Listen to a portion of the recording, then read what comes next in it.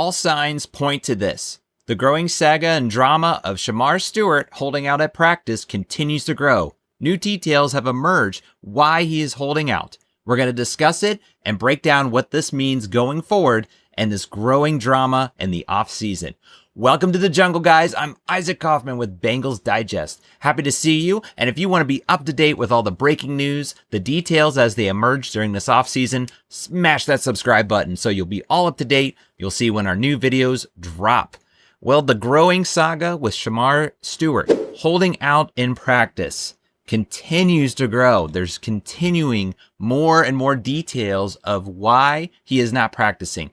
A recent article from James Rapine says that an executive shared his thoughts of why the contract talks with Shamar Stewart have stalled, why the Bengals have kind of dug their feet in the sand, and Shamar Stewart has said, I'm not going to practice. There is a lot of details contained in here, and it continues to make sense because at first it was it money? Well, this is a first round pick. He was the 17th pick in the 2025 NFL draft. However, there is a lot more details, a lot more specifics of why Stewart is taking a stand on this.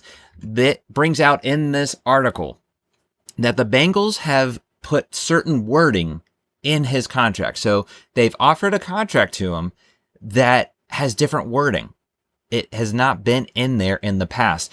This executive in this article that James Rapine brought out, he was able to bring out why this is a big deal, why Stewart is not wanting to practice, because what it says in that is there's a default clause. The Bengals put a default clause, meaning that if there is a discipline issue, if he has a steroid or drug test issue or morals clause issue, getting into trouble, being suspended, being fined, it could be all kinds of different things defined, then all future guarantees could be voided.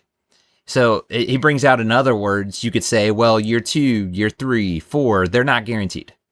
That's something that the Bengals are trying to start with Stewart. He's kind of that guinea pig of, we're going to start doing this with our contracts going forward. You get to be the first candidate selected for this. Now, I understand the Bengals taking a side with it. It's kind of odd to me because you're talking back in the 2000s, the Bengals had numerous players that were getting into legal trouble, that had steroid issues, all these things listed of that qualifies as a default clause. They didn't have that. Now they're deciding to do that some 20 years later. I find that interesting. I'll just leave it at that. But you kind of see both sides of it. The Bengals probably should have had this if they were going to do this earlier. That's where I would go back to that. But then you also look at Stewart's side. Now, obviously, he shouldn't be getting into trouble. It shouldn't be some kind of discipline issue. He shouldn't be testing positive for steroids. That's just obeying the law of the land. These are things that make sense. That's not where I can see there would be issue. It comes back to, though, if you maybe take a drug test and you fail that drug test, but there was complications with it. There really wasn't that you took drug. You can see that happen with some players where in fact later on it's proven no, they didn't take steroids, or no, they didn't have certain drugs that was tested positive. The test itself was faulty.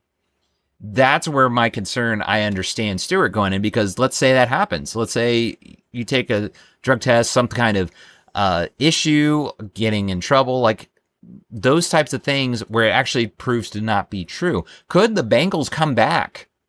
And that's a scapegoat, so to say, a way to get out of paying guaranteed what is owed to them in future years.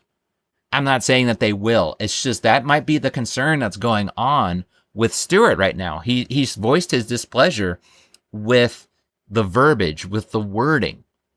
And it's interesting to note that this is the first time it's been there. So think to yourself, this is what I should be expecting when I have a contract in front of me. This is what past contracts have shown to other players like Jamar Chase, T. Higgins, Marius Mims, first round draft picks. That I should be expecting something around there. And then you see something new in there that says default clause. I would stop for a moment and can just at least consider it. Maybe it isn't anything to be concerned about, but you would still take the time. You want to be sure. So I get the understanding there on both sides. This is just growing into something interesting. And James Rapine made a good point. He said that if Stewart was practicing, you would not be hearing about this. This would not be going on right now. Unfortunately, because he is not practicing, now the concern grows because how long is he not going to practice for? Losing those reps, losing those ways that he can grow, he can learn to get ready for the season. We're all excited for the season. We want to see him thrive. We want to see this team get to another Super Bowl, and he can help you get there. So it's understanding of the concern.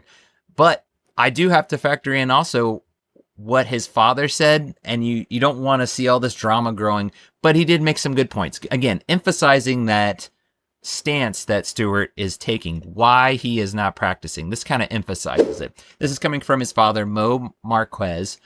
It says the verbiage in the contract isn't the same as past draft picks who were drafted lower than him.